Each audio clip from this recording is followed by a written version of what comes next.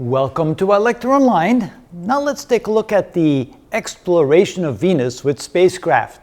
It's been quite an exploration, and as you can see, there's been many attempts to fly to Venus to try to get into the atmosphere and to land on the surface. But as they found, it wasn't as easy as they thought it might be. It turns out that Venus was actually the first planet ever visited by a spacecraft over any other planet. Before we went to Mercury, before we went to Mars, we went to Venus first. Makes it a little bit easier because it's towards the sun, so you use a little bit of the gravitational pull of the sun to make it there. Notice that back in the 1960s, there were actually 18 spacecraft that were launched towards Venus. In the 1970s, there were 11. The 1980s, there were 7. In the 1990s, there was only 1. In the 2000s, there were only 2. And just recently, it went back up to 5. So you can see that the early exploration was the busiest. And there was a reason for that. It was back then that the Soviet Union sent many spacecraft, or at least attempted to send many spacecraft to Venus. And they had to learn a lot of things along the way. So let's kind of take a look and see what actually happened. It started in 1961 with an attempt to send a Sputnik to Venus. Remember, Sputnik shook the world in 1957 when the Sputnik rocket sent the satellite around the Earth and send the satellite in orbit around the Earth, I should say. And so in 1961, they used that launch vehicle to try and get a Sputnik to Venus, but there was a launch failure. It never made it. In 1961, the first of the Venera series took off, but there was a communication failure, and so there was no communication coming back from the spacecraft. In 1962, the US sent Mariner 1, but there was a launch failure there as well and never made it to Venus. Then in 1962, the Soviet Union sent another rocket, the 2MV1, number 1.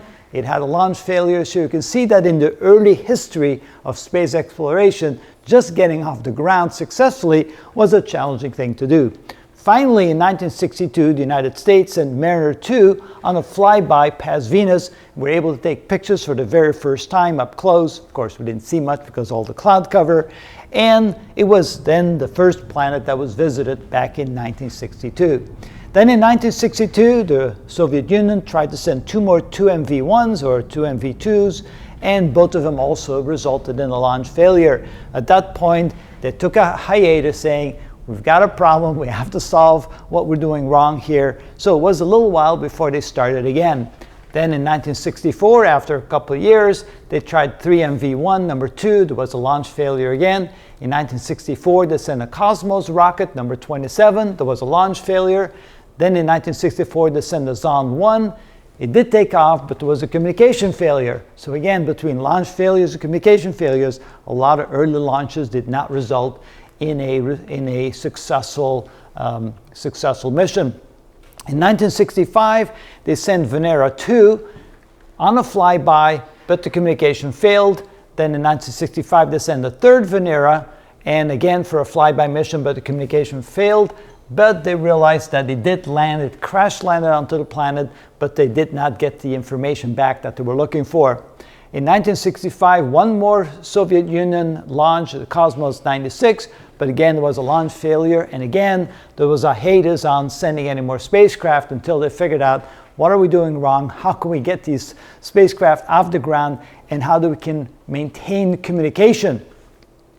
Then in 1967, there was a successful launch of the Venera 4. It made it into the atmosphere, and that's when they found out that the atmosphere is a lot thicker than expected. And because of that, it took longer to make it to the surface. That was ultimately the goal, to make it to the surface. And it turns out when it reached an altitude of 25 kilometers, that was the farthest into the atmosphere that a spacecraft had made it, and while communicating with the Earth. But at 25 kilometers, which is about 15 miles up, they ran out of battery power and there was no more communication after that. So it was kind of interesting that they did make it there, but the thick atmosphere prevented them from making it to the surface any quicker than that, and they didn't have enough battery power to do so.